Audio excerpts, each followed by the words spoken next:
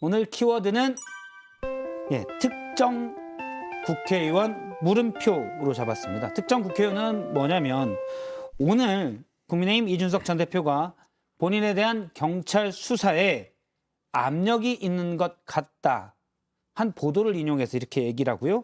그다음에 이와 관련해 특정 국회의원이 생각난다는 입장이었는데 이준석 대표 얘기부터 들어보겠습니다. 윤핵관 특정 그 의원이 경찰에 수사 압력을 가하고 있다라는 오히려 그 기사가 나와버렸어요. 예. 거기서 어떤 의원인지 그 기사에서는 밝히지 않았지만은 생각나는 의원 하나밖에 없거든요. 이런 거죠. 애초에 수사가 지금 7개월째 저를 조사하지도 지금 못하고 있는 조사 한 번도 안 받았죠. 당연하죠.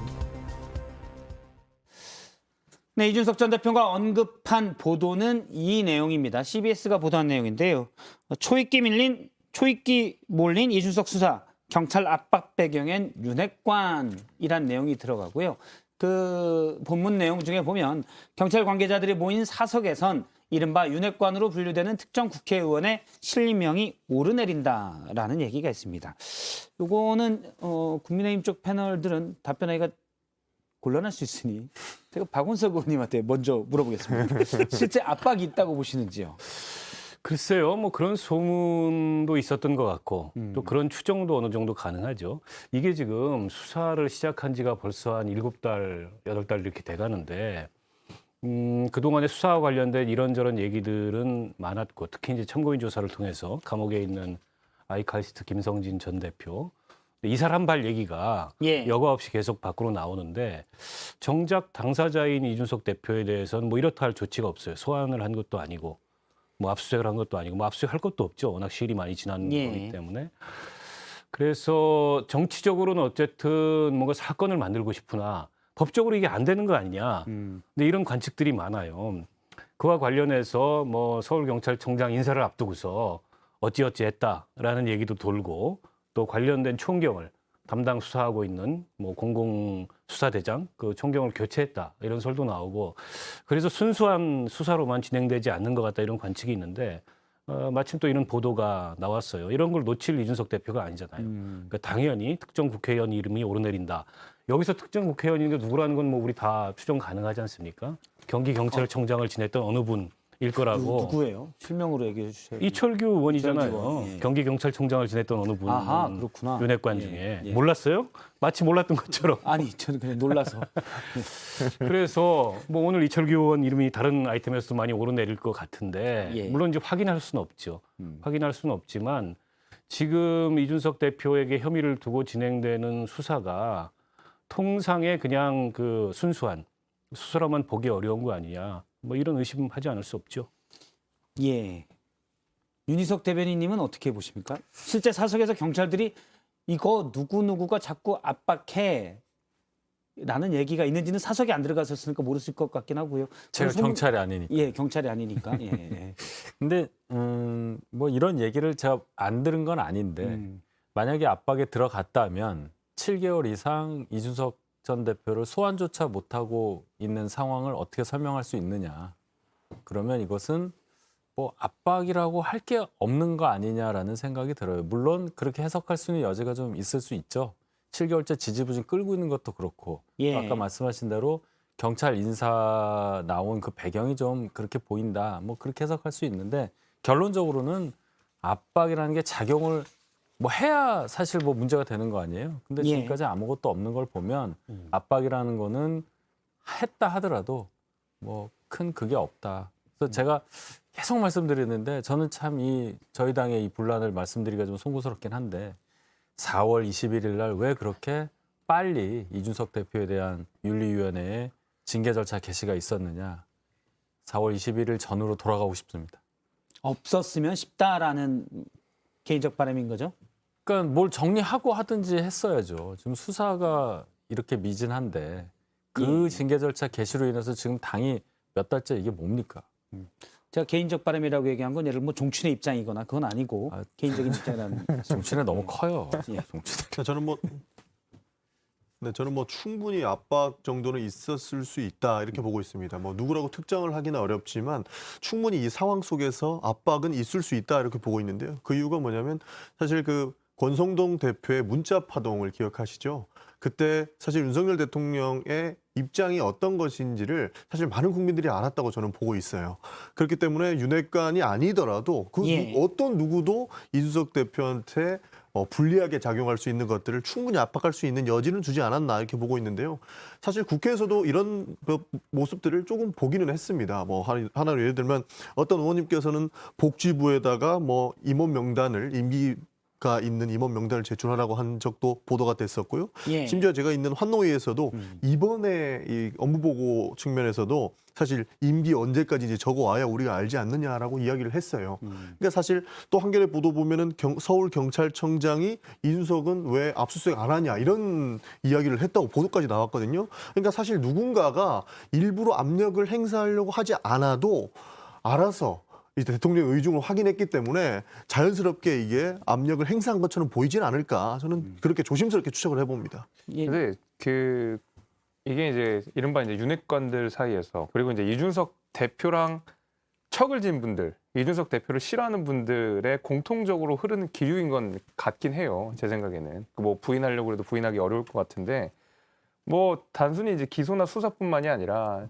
그 모 의원께서 윤리 징계 더 세게 해야 된다. 이준석 예. 더 해야 된다. 막 이렇게 했잖아요. 그러니까 이 전반적으로 흐르는 분위기 자체가 그렇게 하다 보니까 그 앞서서 말씀하신 이철규 의원이 이런 압박을 행사한 것이 아니냐라는 오해를 불러일으킨 것 같거든요. 실제로 그랬는지 여부는 우리가 확인할 수는 없지만 그럴 만한 충분한 오해를 살 만한 정황들이 지금까지 있었는데 그래도 설마 경찰이 말하자면 한 의원의 압박에 의해서 수사를 더 무리하게 진행하고 그러진 않을 것 같고 뭐 그 기사를 저도 읽어보니까 이제 막 김성진 아이카이스트 대표의 조사가 끝났다고 그래요. 그러다 보니까 이 다음에 이제 이준석 대표를 소환 조사를 한다든지 할 것 같은 이제 느낌은 있는데 그래서 충분히 그런 오해를 살 만한 그 어떤 기류들은 있었으나 경찰이 그렇다고 해서 뭐 압박을 받아서 수사를 더 하고 그거 뭐 국민들이 모르시겠습니까? 드러나면 더 큰 역풍을 맞을 텐데. 오해라는 말씀이시죠? 예. 오해가 될 수 있다. 충분한 오해를 불러일으킬만 했다. 잠시만요. 이거 중요한 부분인데. 네, 오해를 불러일으킬만 오해가 했다. 될 수 있다는 겁니까? 오해라는 겁니까? 그러니까 오해가 아닐 수도 있다라는 뉘앙스도 들어가 있는 건가요? 뭐 그렇게까지 복잡하게는 생각을 안 해봤지만 예. 여하튼 충분히 오해를 불러일으킬 만한 정황들이 있었다라는 거죠. 예. 이게 참 반듯한 두 분이 음. 이게 전적으로 부정하지 못하는 거 보니까 예. 상당한 개연성이 있는 거라고 볼 수밖에 없고요. 오해일 수 있다라는 말 속에 현실화될 가능성도 네. 내포했다라고 해석을 하시는 거죠. 근데 이제 압박이 있어도 결과가 특별히 나오지 않으면 별 문제 없는 건 아니죠. 압박 자체가 굉장히 부적절한 외압인 거고 있었다면 문제인 건데 충분히 뭐 그럴 만한 개연성이 보여요. 전후 좌우 이런 상황들을 볼 때. 예. 전에 국회에서 무슨 아마 징계 직후였나? 징계가 진행되는 도중이었나? 마이크 꺼준 줄 알고 네. 의원들끼리 얘기하다가 윤리위 징계. 네, 수사 예. 결과 나오면은 뭐 그다음에 또 추가 징계하고 최근에 추가 징계 얘기가 좀 나오고 있잖아요. 당시에는 뭐 수사 슬슬. 결과가 나와서 거기에 혐의가 있다면 예, 이라는 예, 전제가 예. 붙긴 합니다. 근데 이제 혐의가 없으면 만약에 그래서 이 검찰로 송치하기가 어려운 상황이면 그럼 이걸 어떻게 할 거냐? 저는 그 맥락에서 추가 징계 얘기가 또 나오고 있는 게 아닌가 근데 이런 생각도 들어요. 그래서 어쨌든 이 전 과정이 아까 4월 며칠 이전으로 돌아가고 싶다고 하는데 이제 그날을 시발로 이 전 과정이 누가 봐도 이게 사실은 자연스러운 과정이라고 보기가 어렵고 예. 그 와중에 들키지 말아야 될 것들을 계속 들키고 있어요. 체리따봉 문자부터 시작해서 무슨 외압 논란까지 마이크 꺼진 줄 모르고 한 얘기들까지. 그래서 이거는 어쨌든 대선 이후에 또 지방선거가 끝나고 나서 윤핵관들 입장에서는 눈의 가시와도 같았던 그리고 대통령도 그렇게 여기는 것으로 보여지는 이준석 대표를 어쨌든 밀어내기 위해서 전방위적인 이런 시도가 이루어진 게 아니냐 이렇게밖에 이해가 안 됩니다. 그러면은 박원석 의원님 말씀은 4월 20일 전으로 돌아가면 다시 4월 20일 같은 일이 생길 것이다. 바로 생기죠. 예. 예, 안 생길 아닌 수가 걸로. 없습니다. 예. 알겠습니다. 일단 압박이 있었냐 없었냐는 사석에서 나온다는 그런 얘기가 있다라고 보도가 됐기 때문에 저희가 정황은 없고요. 개연성 있다, 오해일 가능성 있다, 오해일 거다라는 의견으로 양쪽이 주셨습니다. 이 얘기와 별개로 윤핵관의 한 명으로 분류되는 이철규 의원이 어제 이핵관으로 분류되는 김용태 전 최고위원을 고소하겠다라고 했습니다. 문제가 된 발언은 이 발언 때문인데요. 이달 초에 있었던 발언입니다. 듣고 오겠습니다. 이철규 의원이 과거에 지도부를 향해서 막말 쏟아내시고 하셔가지고 그때 이철규 의원이 당대표실 찾아오셔가지고 정말 죄송하다라고 사과를 하셨거든요. 아, 그런. 예, 여기에 대해서 이철규 의원은 어제 이렇게 반박을 했습니다. 기자와의 통화에서 알량한 자리를 얻겠다고 이 전 대표한테 가서 사과하겠나? 사람 명예를 어떻게 이렇게 만드냐라고 하면서 앞서 그런 얘기를 했던 김용태 전 국민의힘 최고위원을 명예훼손 혐의로 고소하겠다고 했습니다. 이게 어떻게 보면 이른바 윤핵관과 이핵관이 이제 소송전까지 가는 것 아니냐 뭐 이런 느낌도 들어요.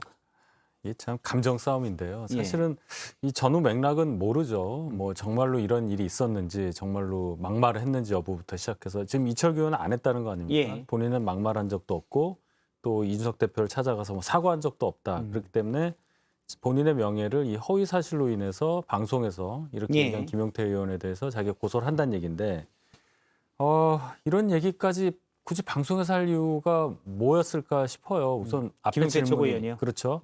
앞에 질문이 뭔지는 모르겠는데 이런 얘기까지 해서 뭐 굳이 뭐가 나아질 만한 상황이 있었겠느냐는 게 하나 있고 이게 사실이라 하더라도 이게 당 내부에서 지도부끼리 이런 말을 주고받는 얘기를 라디오에서 해가지고 전 국민이 알게 돼서 뭐가 좋을까 싶고 예. 이철규 의원이 또 이제 이걸 고소까지 하시니까 아마 많이 화가 나신 것 같은데 단지 요 하나만 가지고 그런 거라고 저는 보진 않아요.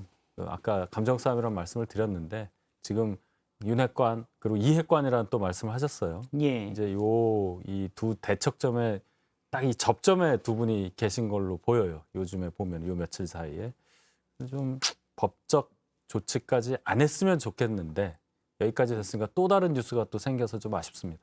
예. 사실 뭐 고소고발까지 가는 것은 뭐 강경하게 내가 나가고 있다, 강경하게 대응할 것이다라고 하는 정치적 액션에 불과하지 않을까 이 정도 치는 겁니다. 그러니까 정치적으로 블러핑을 쳐가지고 나는 강경하게 대응할 테니까 더 이상 논란의 핵심으로 나를 꼽지 말아라라고 이야기를 하고 있는 것 같은데요.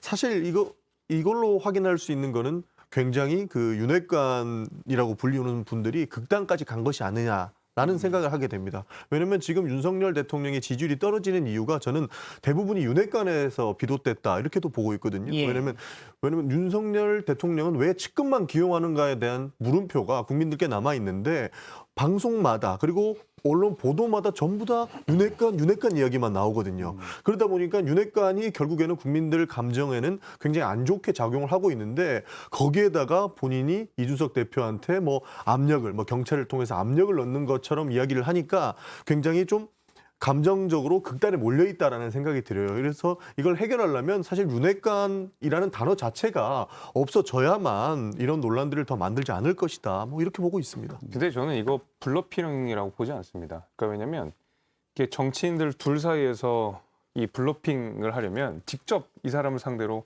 고소할 거야. 내지는 언론 플레이를 할 텐데 이 고소를 할 거다라는 것이 언론 보도를 통해서 단독 보도로 나간 거였거든요. 그러니까 말하자면 그것을 감추려고 했는지 아니면 대놓고 하려고 했는지는 모르겠지만은 적어도 김용태 최고한테 직접적으로 고소를 꽂은 건 아니거든요. 그러다 보니까 사실 저는 어떤 둘 사이에 이런 정치적 블러핑이라고 생각하진 않고 정말로 감정적으로 이게 기분이 상한 거라고 저는 봐요. 그러다 예. 보니까 사실 이제 고소까지 나간 것으로 보는데 개인적으로 그렇습니다. 뭐 지금 이핵관, 윤핵관 갈등 굉장히 심하고 공격 수위도 높아지고 있는 건 사실이지만은 그 정치인들이 제일 하지 말아야 되는 거, 제가 초반에 정치 들어와서 제일 하지 말아야 되는 것 중에 하나가 소송전이라고 들었습니다.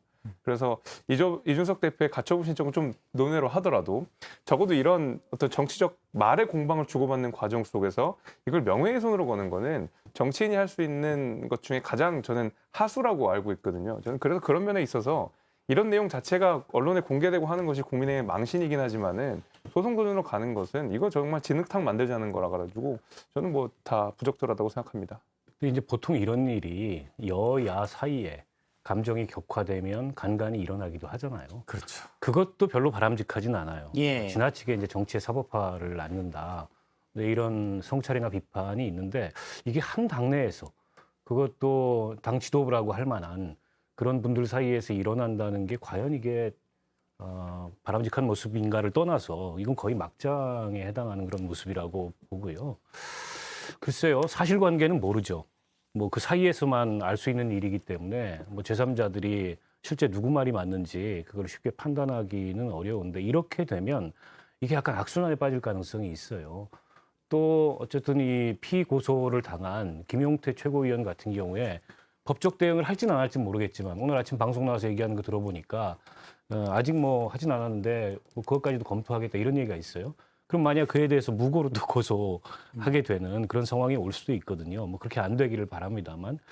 그래서 애초부터 이게 정말 허위사실이고 명예훼손에 해당하는 거라면 당사자에게 이걸 지적하고 정치적으로 비판하고 사과하라 이런 정도의 대응을 하는 게 맞지. 이거는 이제 고소를 해놓고 예. 이건 이제 용납할 수 없다 이렇게 접근을 하니까 오히려 지금 힘이 있는 쪽은 윤핵관이라는 분들이 당내에서 힘이 있는 쪽이잖아요. 그리고 김용태 최고위원은 원외지 않습니까? 이런 상황에서 힘 있는 현직 의원이 원외의 청년 최고위원을 고소한다. 이제 전직이 되는 거죠. 이제 전직이죠. 전 해체가 최고위원. 됐으니까. 예. 이게 어떻게 보일까? 정치적으로 이게 법률적 결과를 떠나서 그런 면에서는 글쎄요, 그다지 사려 깊지 못한 행동일 뿐만 아니라 바람직하지 않은 모습이죠. 근데 정말로 저는 이철규 의원이 명예가 훼손되는 것 때문에 자신의 명예 회복을 위해서 김용태 최고위원을 고소한 것이라 그러면 이준석 대표한테도 고소해야 되는 거 아닌가 싶어요. 사실은 훨씬 더 수위가 높은 비판들 이준석 대표가 더 많이 했거든요. 예. 제가 봤을 때는 그 이준석 대표의 비판이 이철규 의원의 명예를 더 많이 훼손했다고 생각하는데 이준석 대표에 대해서는 고소를 부추긴 함구하고 겁니까 지금? 아니요. 그 김용태 최고한테 한다는 것은 정말 그냥 김용태 의원한테 뭔가 뭐라고 해야 될까요? 뭐 본때를 보여주고 싶다. 보여준다. 뭐 그런 거. 난 정말 감정이 상했다. 저는 그런 것 같거든요. 뭐 저는 마치 이제 그래서 감히 법 무서운 줄 모르다니 뭐 이런 저는 그렇게 거 느껴졌어요. 말씀이신 거죠. 예. 그래서 제가 이 정치인들이 가장 마지막으로 최후로 보수적으로 해야 되는 게 이제 소송이라고 했는데 그것을 이제 김용태 최고를 향해서 했다라고 하는 것이 그렇다 그러면 이준석 대표한테도 응당 고소를 할 법도 한데 전혀 안 하고 있다라는 것을 사람 가려가면서 명예가 훼손된다는 얘기니까 저는 좀 이해가 잘 안 됩니다. 아니 근데 저랑 이제 같이 얘기를 하지만 예. 살짝 보충 설명을 하면 제가 볼 때 두 분이도 입장이 약간 달라요. 아니, 그 얘기는 우리 아니고. 강동갑 파평윤 윤희석 대변인께서는 약간 윤핵관과 가까운 듯한 하지만 전혀 배타적이지가 않으시고 또 이제 그 노원에 바로 옆에 붙어 있는 지리적으로 지리적으로 네. 이준석 대표와 지역구를 맞붙어 있는 김재섭 전 비대위원께서는 약간 이핵관과 아니, 비슷한 입장이지만 그렇다고 배타적이지 지정학이라는 게 진리예요. 그렇죠. 꽤 있어요. 예, 이웃사촌이잖아요. 그럼요. 예. 심리적으로는 멀 수도 있잖아요. 지리적으로 가깝게 보여요. 심리적으로. 북한과 대한민국 붙어 있습니다. 예. 아, 애써 먼 척하시지만 까먹었어요 얘기를. 죄송합니다. 말 끊었어요. 예. 이게 이제 이준석 대표하고 이철규 의원 간에는 서로 공방이 있었잖아요. 그러니까 이준석 대표도 뭐라고 했고 예. 이철규 의원도 뭐라고 했고 어, 그러니까 서로 뭐 그거는 정치적으로 해결한 거라고 저는 보는데 쌍방과실로 해서 예, 뭐 그렇잖아요. 서로 치고받고 한 건데 지금 김용태 전 최고위원 같은 경우는 방송에서 일방적으로 얘기했다 이제 이렇게 된 것 같아요. 근데 결론적으로는 이 수많은 고소고발건 여야를 막론하고 서로 한 거 뭐 안에서 한 거 이런 게 많은데 우리가 그 결과는 잘 몰라요. 제가 아무리 봐도 그게 뭐 어떻게 됐다라는 결과치를 들어본 적이 없거든요. 예. 이것도 결국은 그렇게 해결이 되지 않을까 그렇게 봅니다. 아니 그렇기 때문에 별로 바람직해 보이지 않는다는 거죠. 이게 사실은 현직 의원이 그것도 상당히 힘 있는 것으로 알려진 대통령의 측근으로 알려진 현직 의원이 원외 청년 최고위원을 상대로 이런 식의 소송을 하는 게 겁주기 소송이잖아요. 근데 이런 모습을 꼭 보여야 됐을까? 다른 방식으로 얼마든지 반론하고 비판할 수 있었는데 법적 대응을 해서 처벌할 거야. 이걸로 사실 처벌되겠습니까? 이게 명예훼손이 되겠냐고요. 예. 저는 전혀 바람직하지 않은 모습이라고 봅니다. 알겠습니다. 저희가 미리 고지를 좀 드리면 매일 하죠. 유튜브 댓글을 통해서 시청자분들의 의견을 보내주시면 현안에 대한 의견, 패널에 대한 의견, 그리고 저희 프로그램에 대한 의견 다 좋습니다. 보내주시면 좋은 댓글을 골라서 방송에서 소개해드리고 그중에 무작위라고 하지만 일단 저희 패널분들의 바로 반응하는 그런 댓글들을 2명을 골라서 영화 상품권 2장씩 드리도록 하겠습니다. 자, 그러면 이준석 대표 얘기를 좀 더 하면 오늘 라디오 인터뷰 중에 이런 얘기가 들어갑니다. 애초에 본인을 7달째 조사하지도 못하는 상황이다라고 얘기했는데 앞서 이제 윤희석 전 대변인님은 압박을 했으면 왜 수사를 못하겠냐라고 하셨지만 일각에서는 또 압박에도 불구하고 수사가 진척이 안 된다라는 의견도 있긴 있습니다. 이걸 어떻게 봐야 될까요? 경찰 조사가 늦어지고 있는 건지 아니면 이미 늦어질 대로 늦어졌기 때문에 이제 마지막 임박했다고 볼 수 있는 건지. 이 지점은 있습니다. 이 결정적인 증언을 해야 할 예. 수사에 이제 도움을 줘야 할 분이 지금 감옥에 계시잖아요. 그래서 원활하게 조사가 진행되지 않고 있다는 얘기를 하나 들었고 예. 두 번째 또 이분이 말씀을 너무 많이 하신대요.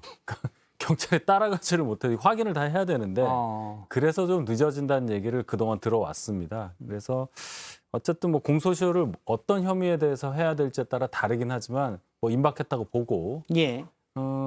이제 기사에는 이분에 대한 조사가 거의 끝났다고 하니까 그 다음 수순으로는 이준석 전 대표에 대한 소환 조사가 뭐 곧 있으리라 이렇게 볼 수밖에 없는 상황. 조만간 있을 수가 있다라고 예, 예. 예상을 하시는 거죠. 예, 예. 예. 알겠습니다. 비슷한 생각이죠. 피고 발인 조사 당연히 하겠죠.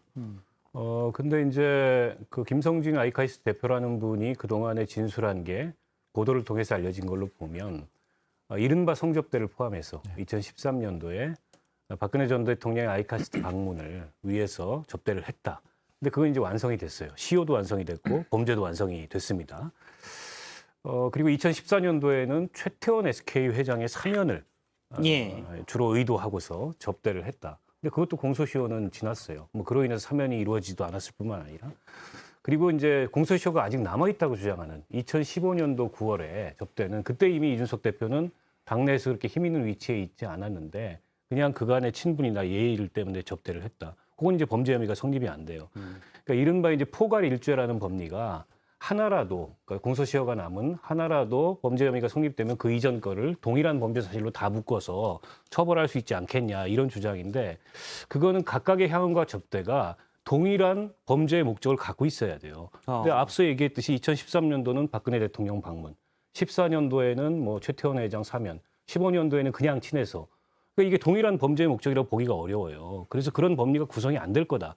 전문가들이 이렇게 지적을 해서 이거 결국에는 그 사건 송치도 못하고 끝나는 거 아니냐. 이준석 대표 수사는 하겠지만 그렇게 되면 이게 상황이 어떻게 가는 거냐. 일각에서는 공소권 없음으로 그 종료하되 이 의심되는 범죄 사실, 혐의 사실을 구체적으로 적시해서 이른바 망신주기하고 끝날 거다. 이런 관측도 있어요. 그만큼 경찰의 수사라는 게 또 김성진 씨의 입을 통해서 나온 말들이 그다지 신빙성이 있거나 당장 이준석 대표를 어떻게 할 수 있는 그런 상황이 아니다. 경찰 수사가 생각보다 지지부진하다. 예. 이런 걸 방증하는 게 아닌가 싶어요.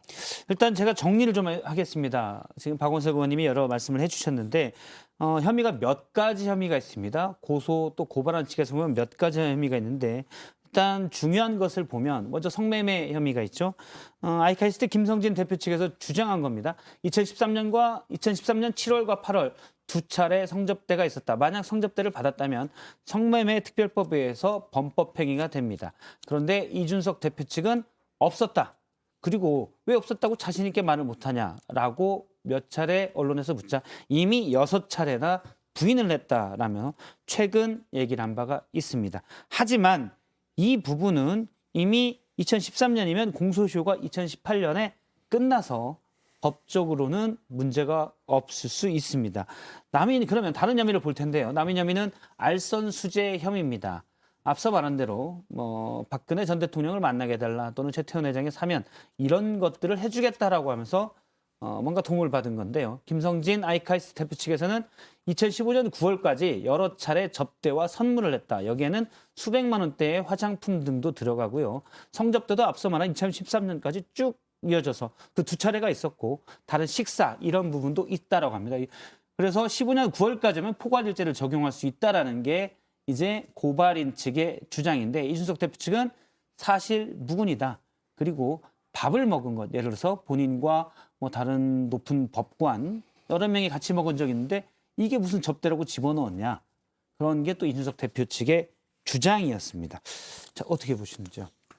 앞서 이제 박원석 의원님은 기소 가능성이 어려울 거다라고 하긴 했습니다. 예, 물론 이제 경영학과 출신이긴 하지만. 제가 법률 전문가가 아니라는 예. 것도 콕 집어서 박 의원님께서 아주 정확하게 말씀을 하셨어요. 지금까지 나온 정보나 기사나 이런 걸 종합해 보면 그렇게 정리를 하는 게 맞아 보입니다. 일견. 예. 그래서 이게 기소가 안 된다는 쪽으로 이제 기울 수 있는 거고 하나 남은 게 이제 그런 얘기도 있잖아요. 무고죄. 예, 그 애초에 이 의혹을 제기한 가로세로 연구소 그쪽 관련해서는 이제 이준석 대표가 허위 사실에 의한 명예훼손 혐의로 고발한 게 있는데 허위 사실은 아니기 때문에 법으로 처벌받을 수 없다 하더라도 이게 맞아 사실로 밝혀지면 예. 그러면 무고가 된다. 무고가 되고. 뭐 이런 논리는 있습니다. 근데 그 무고로 기소가 된다고 했을 경우에 다른 혐의는 없고 그땐 또 정책 후폭풍이 만만치 않겠죠. 뭐 고작- 다 걸어서 걸었다. 그렇죠. 이런 고작 것을. 무고 하나 기소했는데 여기까지 진행된 거냐라고 이제 생각할 수가 있기 때문에 그래서 제가 계속 얘기하는 거예요. 4월 이전으로 돌아가고 싶다. 그러니까 말씀하신 것처럼 이게 고도의 정치 싸움이 되고 있기 때문에 수사가 사실 안 이루어지고 있다 이렇게도 볼 수 있을 것 같습니다. 왜냐하면 경찰도 이제 이 수사를 놓고 어느 것을 기소하고 어느 것을 부기소 의견을 넣어야 될지를 혼란인 거예요. 사실 예. 언론을 통해서 나오는 이야기만 들어봐도 너무나도 많은 주장들이 난무하고 있고 이것을 확인하기 위한 그 근거를 만들기 위한 뭐 수사 내용조차 사실은 지금 불가능한 상황이거든요. 시효가 너무 오래 지났기 때문에. 그래서 이런 부분에서 어떻게 수사해야 될지를 모르는 상황까지 갔다라고 해서 사실 방금 정 의원님 말씀하신 것처럼 기소하기에는 상당한 좀 무리점이 있다 이렇게 볼 수 있을 것 같은데 예. 사실 이 내용보다 중요한 것은 이준석 대표의 정무실장이 7억 원의 약정을 했던 내용들이 있는 거죠. 그러니까 증거 인멸 교사 예. 정도의 일들이 나오고 있는데 이 부분은 사실 굉장히 큰 타격으로 돌아올 것 같은 느낌이 듭니다. 그러니까 앞에 것들은 시효가 좀 오래 지났기 때문에 문제가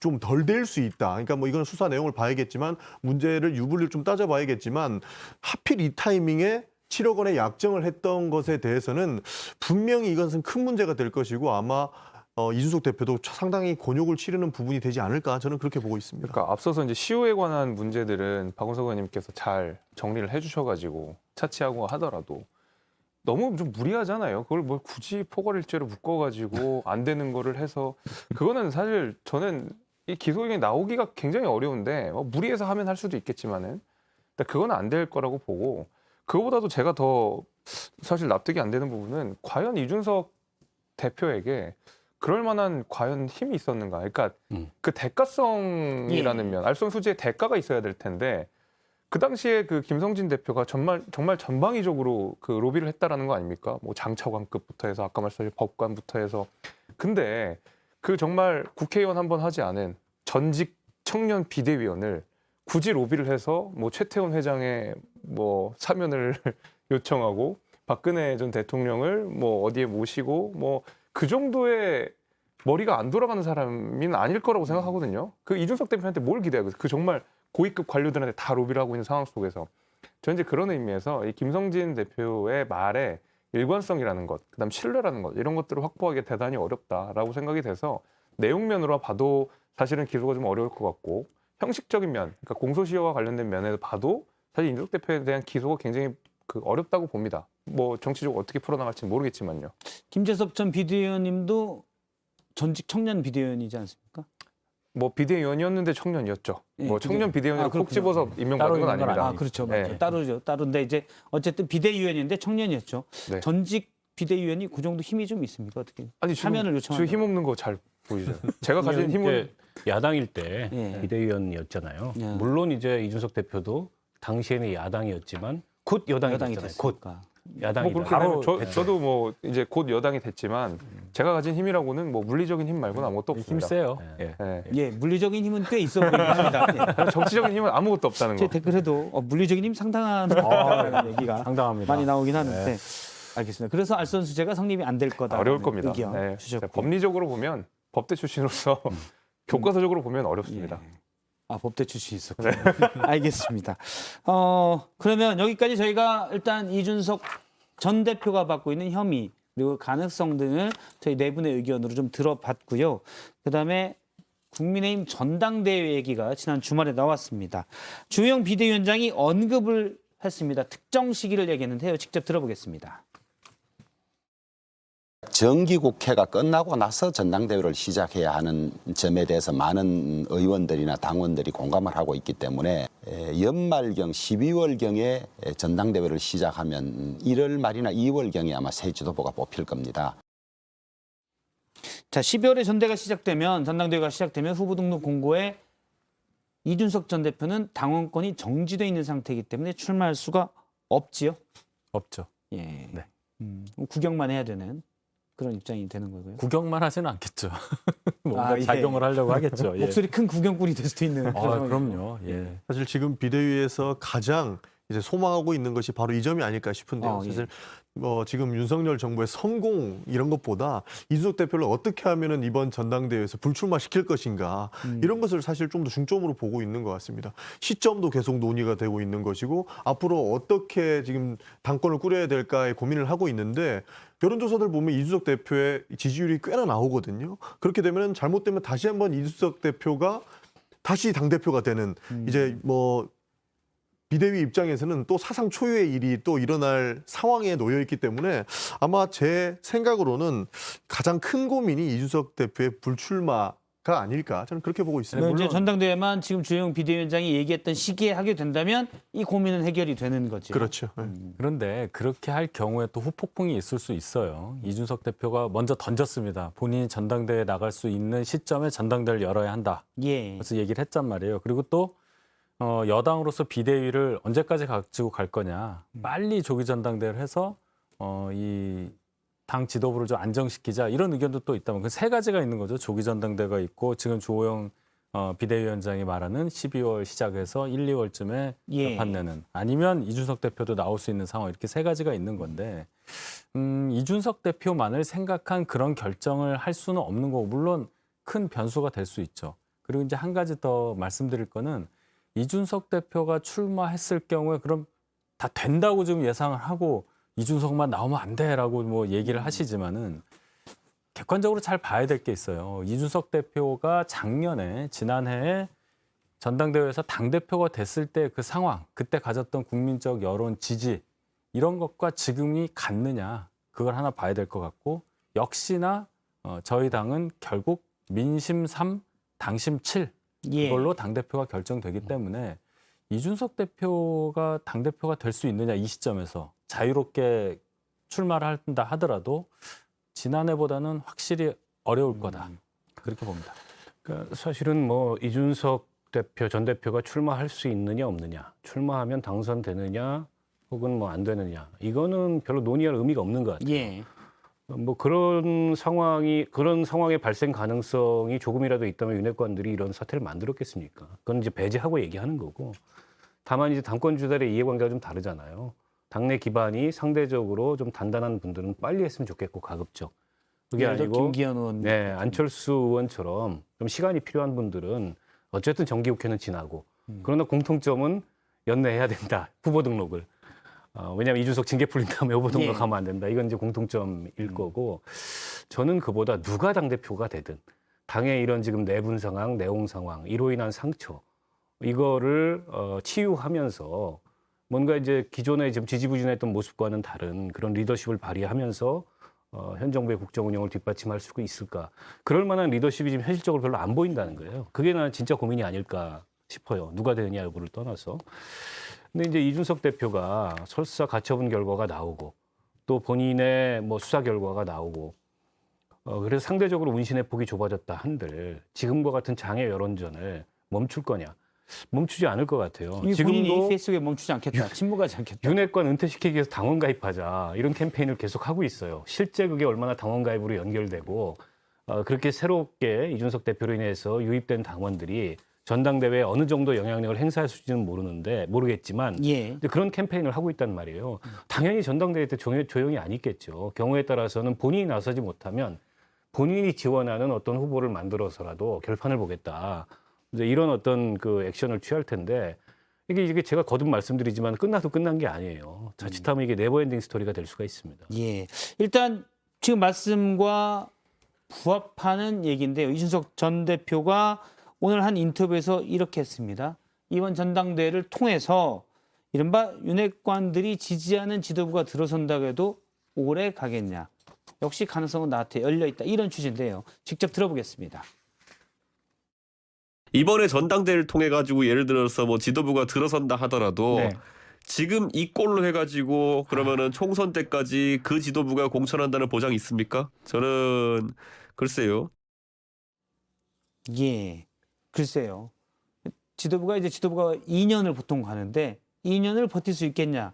그 뒤에 설명이 약간 나오는데 내용은 이렇습니다. 못할 거기 때문에 2년을 못 갈 것이다. 그러면 다시 나한테 기회가 온다라는 건 이제 추정할 수가 있는 부분이고요. 요즘 이준석 대표 행보를 보게 되면 이른바 윤핵관과 이준석 대표가 서로가 서로를 적대적 공생 관계에 있는 것 같아요. 그러다 보니까 이준석 대표는 그런 그 느낌이 있습니다. 본인이 출마하는 게 중요한 게 아니고 제 생각에는 본인이 출마해서 당선되고 이거는 그냥 다 부차적인 문제고 윤핵관들이 당의 지도부로서 장악하는 것은 절대 막아야 된다. 그래서 설령 내가 당으로 복귀하지 못한다 하더라도 설령 가처분이 인용되지 않는다 하더라도 윤리위 징계가 더 세게 나온다 하더라도 그래도 내가 윤핵관만큼은 우리 당에서 더 이상 발 못 붙이게 하겠다라는 그 인식이 확실하게 있는 것 같아요. 그래서 시기의 문제가 중요한 것이 아니라 계속 이준석 대표는 이준석 대표의 윤핵관을 계속 매칭시키면서 이준석 대표가 피곤하다고 그러니까 국민들께서 이준석 대표를 피곤하다고 느끼면 피로감이 들게 되면 마찬가지로 윤핵관에 대한 피로감도 동시에 늘게끔 하는 전략들을 쓰는 것 같아요. 그래서 사실 이제 이준석 대표는 윤핵관과 뗄래야 뗄 수 없는 관계가 된 것 같고 그래서 이제 차기 전당대회 관련돼서는 본인이 뭐 직접 나선다 이런 얘기 굉장히 아끼고 있는 것 같고 오히려 지원할 후보가 있으면 지원하겠다. 윤핵관들은 안 된다라고 해서 어느 정도 방향성을 확실히 잡아놓은 것 같거든요. 저는 아마 이렇게 계속 이준석 대표가 끌고 가지 않을까 싶어요. 예, 제가 뭐 그런 느낌도 들어요. 그건 뭐 예를 들어 이준석 대표도 윤핵관이 능력이 없기 때문에 또는 뭐 어쨌든 나중에 윤석열 대통령도 배신할 거다 약간 이런 취지의 언급도 한 거 있는데 앞서 이제 이철규 의원의 윤핵관 중에 한 명인 이철규 의원의 소송이나 여러 가지를 보면 그냥 양측 다 일부는 감정 싸움이 들어가 있는 거 아닌가. 너 잘 되는 꼴은 못 본다 서로. 약간 이런 게 있는 그런 건 사실 국가적으로도 안타까운 일이겠죠. 건전한 비판과 토론은 뭐 괜찮지만 지금은 약간 감정 싸움 단계로 양측 다 가는 것 아닌가라는 생각도 들긴 하는 것 같습니다.